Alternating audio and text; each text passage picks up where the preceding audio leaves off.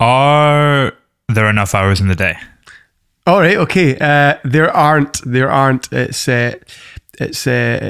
constantly running away from me. I'm constantly chasing my tail. And you know what? Every year, it feels like there's even fewer hours. So the answer is no. And increasingly, that's more true. Yeah. How many hours would you say that you spend a day making music?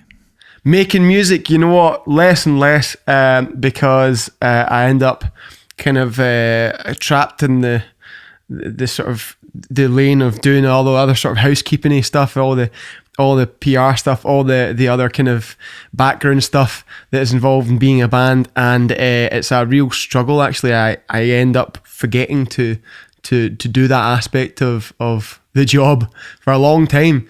But that's because the other aspect of being a musician today and trying to promote yourself and trying to make a project with momentum is that, and it's so hard. It's so much work that it can really this is something I've got a real problem with, is it drags me away from that. So I have to kind of force myself out of that mode into a sort of music making mode.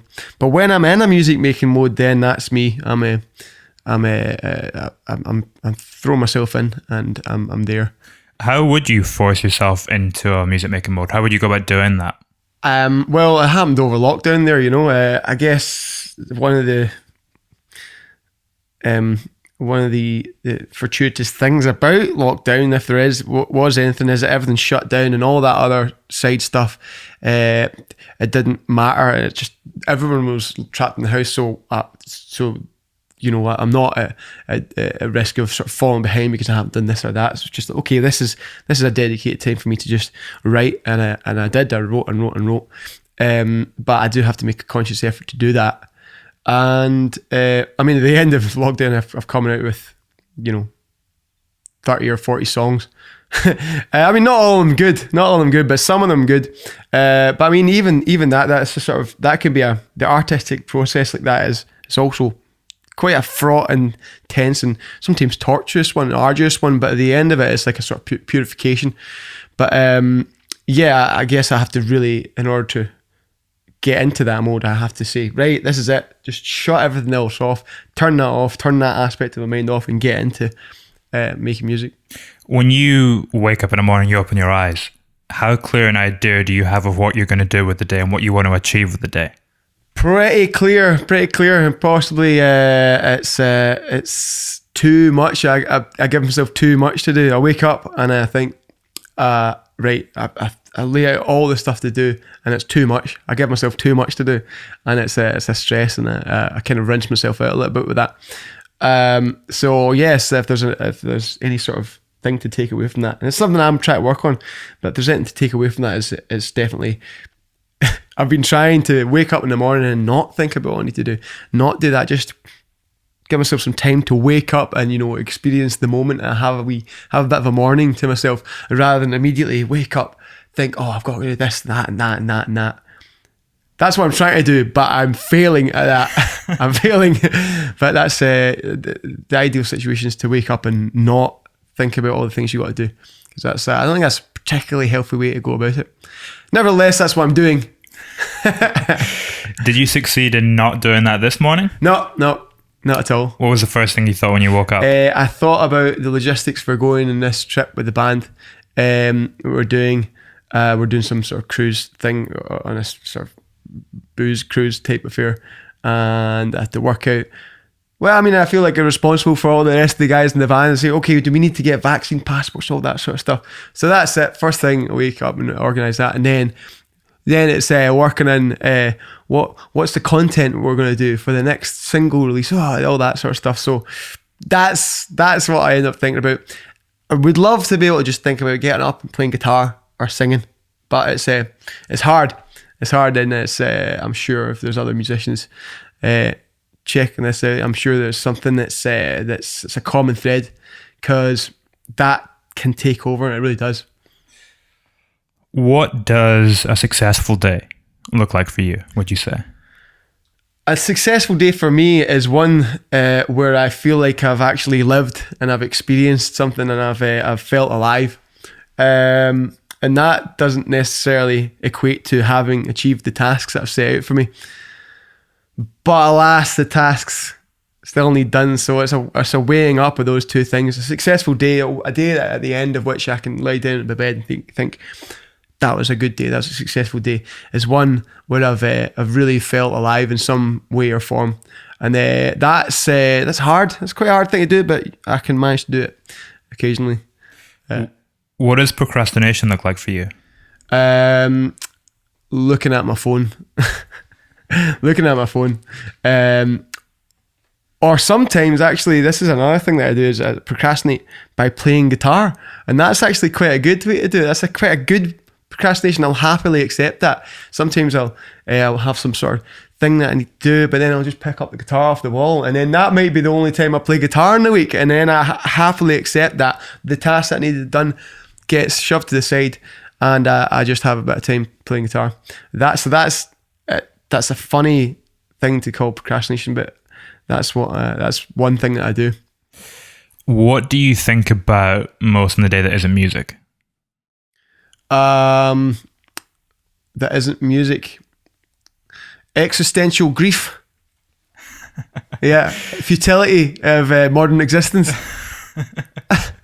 That's quite a common theme in your music too, though. Yeah. It's something I'm struggling to get away from because it's ubiquitous and omnipresent. How do you turn that feeling of futility into creativity? It's a hard one. I mean, I guess that comes through in lyrics. So I that's the brunt of the lyrics that come out of me is that kind of thought, that kind of sentiment, and that gets formed into like actual songs. And the music is in a lot of senses distinct from that, but they get thrust together and make this sort of unusual cocktail. These two sort of disparate things thrust together. I guess that's the sort of MO I've been working on. So that's how I get that sort of sentiment in there. And I kind of like this. I've said this before, I guess, and this is a kind of MO of the writing process. Is like I'm hiding all these quite gnarly things, these quite gnarly concepts in the disguise of quite upbeat and happy, fun, energetic party music. But hey, listen to some lyrics and you'll get a treat. You know what I mean? Which period in your life do you feel like you've worked the hardest creatively? This year. 2021 or the year leading up to 2020 to 21 is I've definitely been working the hardest. The run up to the first record, that was a lot of hard work too, and the sort of aftermath of that there's a lot of work getting that momentum, but then it's the sort of retaining that momentum and then also trying to write the next thing. Certainly there's a lot of pressure involved with that. The first time around there's not an expectation there. Nobody knew who we were. Now it seems like there is this expectation. It's probably nowhere near as much as I'm making it seem to myself, but there's a very strong, powerful air of expectation, and it has been for the past few years. So with that, and I feel like also I'm getting a little bit older. This is one that need to make this one count, need to make it happen. So I'm putting a lot of pressure on myself and making myself work really, really hard. So I'd say this last year, definitely too hard. I've been working too hard this year. But I think, with hard work, you do get like it shows in the end product. But yeah. Is that a direct result, do you think, of the added creative pressure that you're putting on yourself? Yeah, absolutely. I think so. I mean, as I said before, it was in the lockdown that caused me to sit down. Okay, I'm going to write here with a lot of pressure there, with a lot of sort of right, got to do this, and putting a lot of really straining myself to like, you got to do this and got to do this. And then there's something that I think artists do is they beat themselves up for not having created, not having produced, and that's it's not a really good or healthy motivator for creating art. So that's something to try to put to the side and then just create nonetheless. But there is that sort of pressure to just make, work. I've not got much time left. Got to do this, got to do that. And I know it's a lot of mad neurosis, but it's nevertheless created this year of really intense hard work.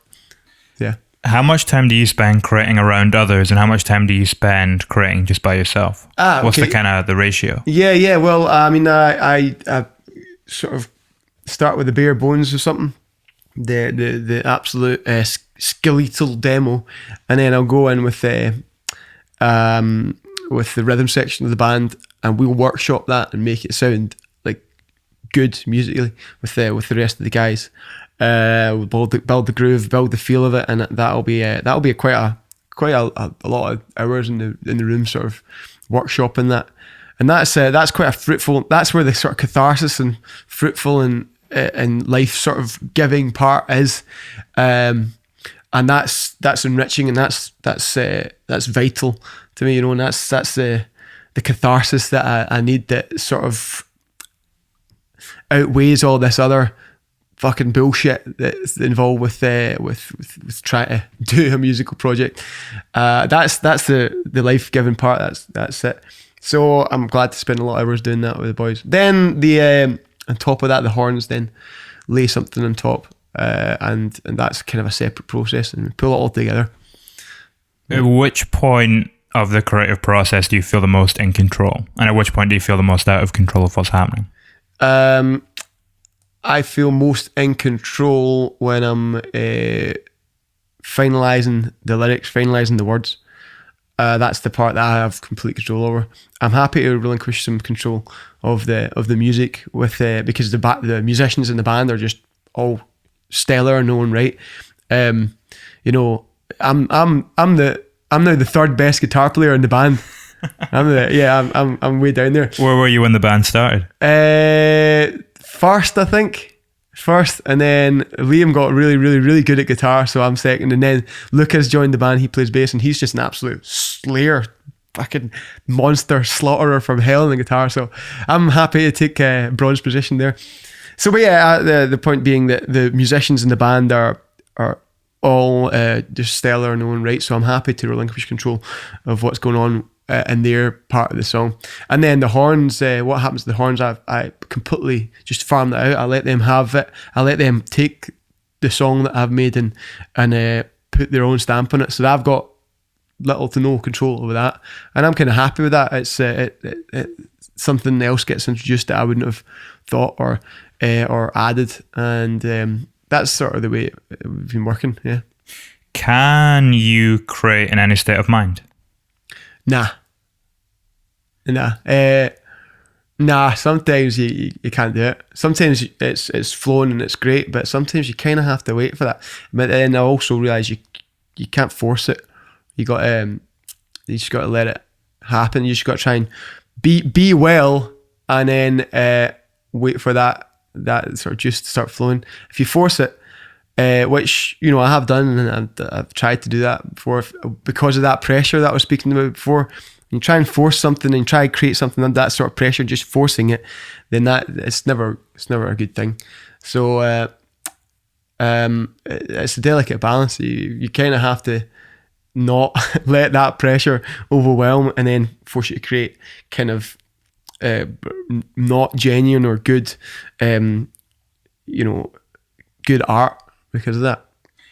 Do you have any mantras or mottos that feel particularly useful when it comes to describing the way you go about creating? We've actually got a song that we're in the middle of putting together, which is one I wrote over lockdown, which is a kind of it integrates one of these sort of little mantras that I was saying to myself to big myself up. And the main tag of the song is, I am rad as fuck and I do cool shit. Right, so that's it. So when I am creating, when things are swinging with the band, and when things are moving and flowing, that's the attitude, and that's the sort of attitude that's really built and engendered by live performance. That's the sort of thing that's just cultivated in that environment, and that is the persona of the band. That's the persona of me when I'm in that mode, and that's something that's definitely, as a result of a year and a half not doing gigs, is something that definitely was an apparent lack. You know, that element was sort of gone and get me into quite downbeat mode and in this sort of pressured mode. So I'm really looking forward to the live shows coming back properly in force, because that's a vital element of the whole process. The whole endeavor is fundamentally, that's the most important part for me, and that's what engenders that sort of fucking yes, I'm alive, I feel alive, and everything's fucking great, and I am rad as fuck, and I do cool shit. Check it out. You know, that's a fundamentally powerful and sort of driving force with me, which is stripped away for the last year and a half. So I've tried to find a way, ineffectually at some points, to exist and subsist without that. So there you go. You released a new single with a kind of almost slogan or motto attached to that, saying that everything is going to be all right, more or less, at least some of the time. Yeah. How good are you at following your own advice? Well, that's actually, when you're in a place that would maybe be applicable. Yeah, that's actually a very good point, because I've come to realize that a lot of my songs, especially a lot of the songs that I have come out with over the last year or so, which we are now sort of drip feeding and releasing, they are all kind of ways to remind myself how to live well and how to be well. They are sort of reminders of the revelations that I've had, because you have these revelations, you have these sort of breakthrough moments, then you forget them. Well, I've, tried to remember them by putting them into the song, which I will have to sing over and over again. And these are ways that I will hopefully remind my future selves to, be well and be all right. And that the song that you're talking about there which is the song Better, which is released on Friday now, but whenever this happens, it's Friday the 13th, so it's probably out, maybe, don't know. Anyway, it's called Better, and it was a song that I'd originally written in a period where I was feeling really well on top of the world. Like, I thought, this is it, I'm great, this is plain sailing, I'm all good. And referring and have a sort of dialogue with a past version of myself that I'd found a note from in a notebook. And he was not well. He was in a hole of sort of existential futility, and he was asking a future self. He made a note to a future self saying, have you worked it out? Is everything all right? And I was saying, yes, it is all right. But then between that point and then now, I went through another whole massive dip, and so I had to change the song. I had to change the sentiment of the song of everything's going to be all right, which is what the song was, to everything's going to be all right, more or less, at least some of the time, and the sentiment became less of it's going to be fine to a more tempered and realistic sentiment of things might be fucking shit sometimes, but because you've been down, you've been all the way back up again, and you've been all the way back down again, because you've been down and up before, you can get back up again. So that's the sentiment, and that's the sentiment I'm trying to live by in my lower moments, that to remember that I have been fucking low, but I've also, after that, got really, really high, and everything's been absolutely great. So I can do that cycle again. I can repeat that cycle.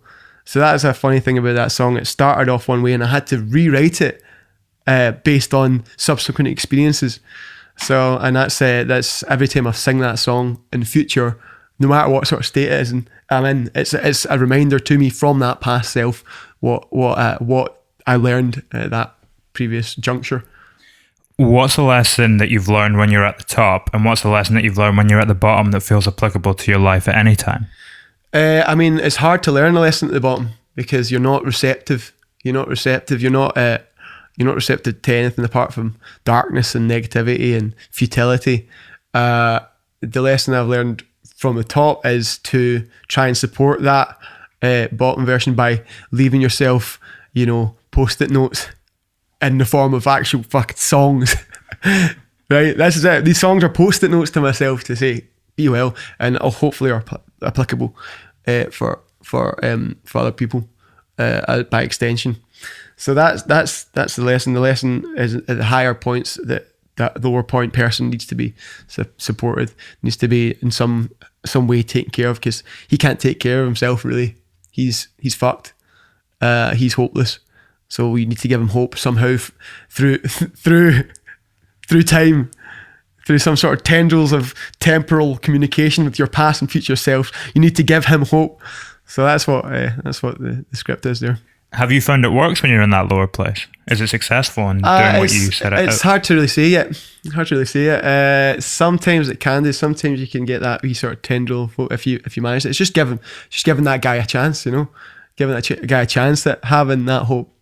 So it's hard to really say if it's actually been effective yet. You know. This is quite dark. This got quite dark. I didn't mean to get dark. I feel we always get dark. Yeah. You know what? I think it's silly of me to pretend it's not. There's a darkness to the songs. Yeah. There's full of darkness, and I guess it's foolish of me to ignore that aspect of my actual character. How much of your self-worth do you think comes from the music you're making? Oh, here we go. We're getting into the things. This is something else I've discovered in the past year or two is that. Accidentally, and I think it can't just be me, I think this is something that must be kind of endemic in musicians and artists in general, is conflating their entire sense of self-worth to their productivity as an artist. And that's seriously flawed and damaging way to look at it, but nevertheless that's the way I found myself looking at it. One's identity is so important that if there's any threat to that identity, it becomes an existential threat, and your entire worth and entire meaning can be stripped away if that identity is a threat. So the curse of a writer's block or any sort of artistic comparative to that is supremely threatening if you're in that sort of state of mind. So I've really been working hard to dissect that and separate those two things. My self-worth as a human, as a good guy, as a good and ethical human, you know, that's separate from if I've done any good songs recently, you know what I mean? And with that kind of separation, that's when you can actually create art, because that pressure doesn't instill any kind of direction of good art. So yeah, that's something. If any artists or musicians or hear that, and if you're doing that, it's and maybe you're not aware of it, it's really important to realize that your worth isn't conflated completely with your productivity as an artist. That's a surefire track to ruin. Yeah. Has it helped? Do you find now that you've kind of come to that realization, it's easier to navigate? I've come to the realization. I had the revelation, but it's hard to put that revelation into practice. You know, that's a hard thing to do. So you can intellectually have the knowledge of that realization, but to put it into practice and actually acting that different way is a task in itself. So it has been important for me. A couple of realizations that the lack of live music has maybe shown me in stark contrast how that is the case. For example, for me to feel good about myself or feel like I'm worth something, I need to have like an audience of a room full of people all more or less saying, "Yeah, Tom, you're fucking crushing it, mate. Yes." And like anything less than that, I'll think I'm fucking worthless piece of shit, right? So that's a realization that I've had, and that's punches you right in the face. That's a mental way to live, and you should just be confident and happy and confident in your own worth as a human, irrespective of how good you are playing a guitar solo. You know what I mean? Yeah. With this new song too, like we've kind of been talking about, you're very much looking at either end of the spectrum, when you're up top on high and when you're down as low as you can go. Yeah. Can you write songs from weaker emotions, or do you find that you tend to gravitate to either of those two poles when it comes to pulling I think it's emotions to write from. Yeah, I think it's a combination.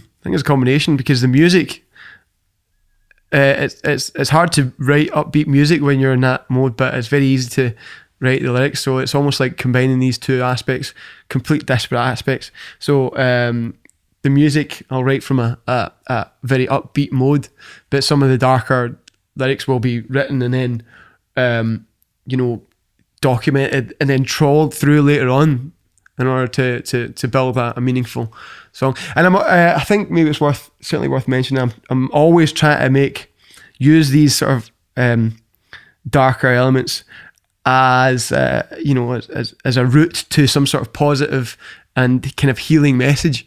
I'm never just like dwelling on sadness, dwelling on darkness, because I don't think there's a point in that. We can touch on it in a sort of in a way for relatability to occur, but I'm always trying to engineer some sort of positive, helpful, functional message for myself primarily, and hopefully by extension for others.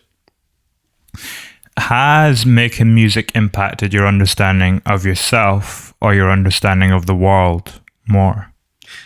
Yeah. I mean, it's just touching on what we said before. It's made me realize quite a lot about like identity and kind of purpose.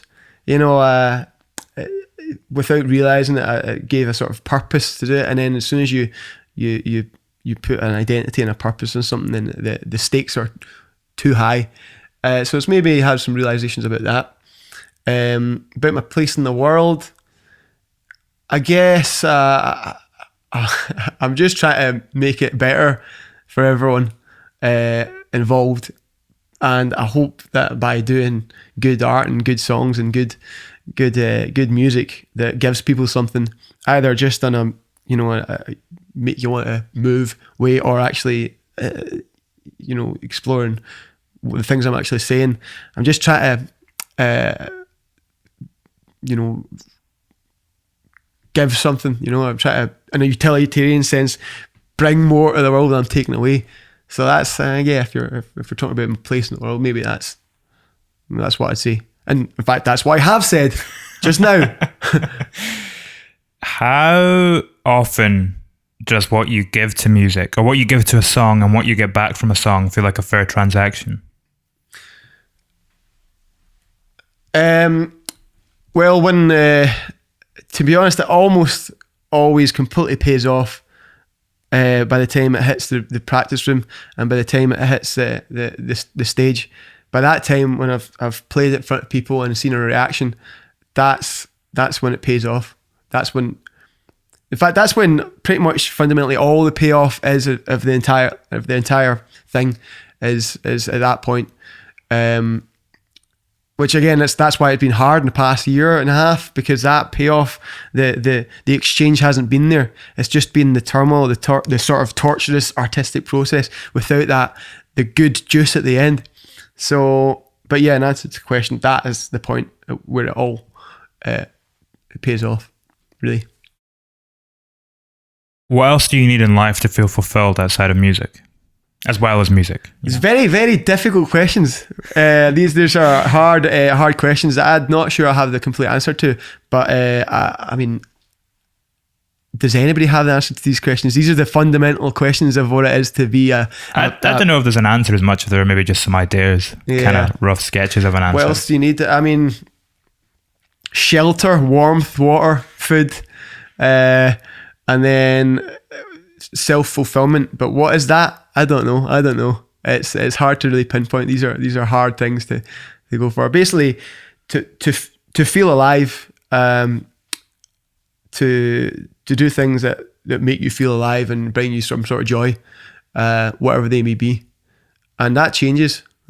So that's basically, I guess that's the philosophy I kind of skirting around for the last few years, is trying my best to feel alive and doing whatever I need to do that, and trying to explore what it is at this stage of my life that is still reliable in doing that. You know what I mean? Do you think where you are in your life at the moment, you have the clearest idea that you've ever had of what makes you feel alive? Nah. No. No. Have you had a clear idea previously? Honestly, the last year and a half has been fucking rough, and I don't really. The idea, the clarity of what that means is harder to define. I mean, when you're a younger guy, when you're like in your 20s and stuff, everything's new, everything's brand new, and there's the sense of novelty is something that supports a lot of experience, and the novelty alone can be the thing that gives you that experience. So I guess when it gets to this sort of later point, that once the novelty stripped back, that's when you find out what actually is reliable as a source of joy, as a source of feeling alive, you know. And you know, some things are pretty reliable for me. Skateboarding's reliable most of the time. Music's reliable. Performing music's reliable. Singing. If I get into the mode of singing, that's so reliable for me. And you know, spend time with my wife, and that sort of meaningful relationship and sort of intellectual stimulation. All these things are things that sort of can give that to certain degrees. But it's hard. It's hard to define a lot of the time. What do you think is the biggest sacrifice you've made for music? The biggest sacrifice I've made for music is the fact that I'm very, very, very rarely in the moment, and I'm always thinking about this, that, or the other thing to do with you know, this project, with this endeavor. You know, it's a point where I threw all my eggs into the basket, and I thought, I've got to make this work. I'm going to try, and I'm doing everything I can to make it try. But the cost of that, I find quite often, is that the amount that I'm in the moment is a lot less than it should be. So that's a trial that I'm sure a lot of people suffer in one way or another. And again, just coming back to the payoff part of it, the live music part of it, the live performance part of it, that is a moment where I am fundamentally in the moment. That's a fast track to being in the moment where I am. So it's again, there's been this discrepancy over the last year and a half of cost to benefit of it, that it's going to start evening out slowly. I can't wait, mate. It's going to be great. You know what I mean? Do you think overall, because it's interesting because we have looked at both sides, both the negative and the positive sides to making music and the impact it has upon you as an individual, do you think overall making music is a net positive or a net negative for your mental health? Making music is a net positive.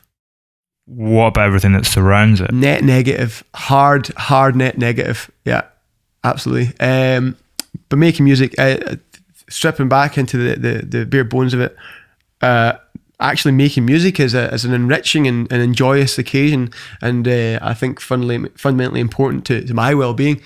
All the other stuff, which really feels like it's a lot of weight, you know, it's don't think it's an equal proportion time spent.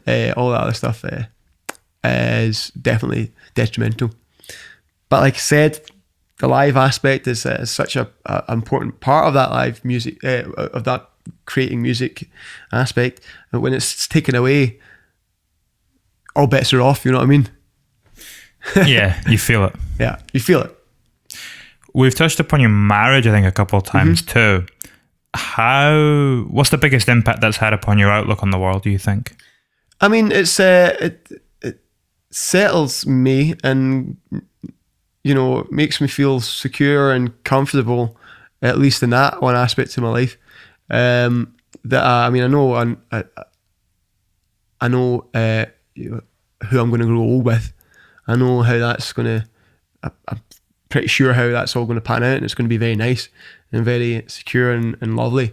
So even if everything else just falls apart, which it could at any moment, you know, even if I've just one day I'm like, that's it, fuck this. At least I've got a. I mean, even to say at least I've got, it's like I've got that. I've got a comfortable and secure and, you know, loving relationship that really is the sort of foundation of my life. And, you know, all this other stuff is and should be seen as extraneous to that. But it's hard. It's hard to do that, because if the other stuff is occupying such a great amount of your sort of mental energy. It helps to balance out that uncertainty, though. Yeah, it does. It does. At the root of it, I can delve down. I don't always think about the certainty, but I always can delve in and say, well, at least this is certain, this is secure, and this is going to be, my life's going to be good. Even no matter how this other thing goes, it's going to be just fine. When we look at kind of the history of funk music, there is this kind of link between, funk music and faith, and God is often a motif and touched upon in it. What else do you put your faith in? Mate, you're really hitting us with the hard ones today, right? Cool. Well, okay. What do I put faith in? I don't really put my faith in a great deal. I put faith in the feeling of being alive, and that's about it, really.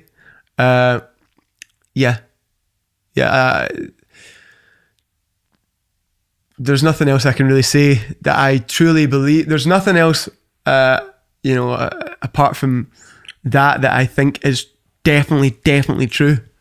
You know what I mean?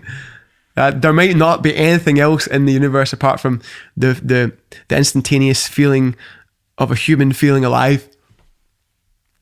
Here we go. Thank you very much. Stick that in your pipe and smoke it. Thank you very much, man. All right, cool. Jesus. Fucking hell.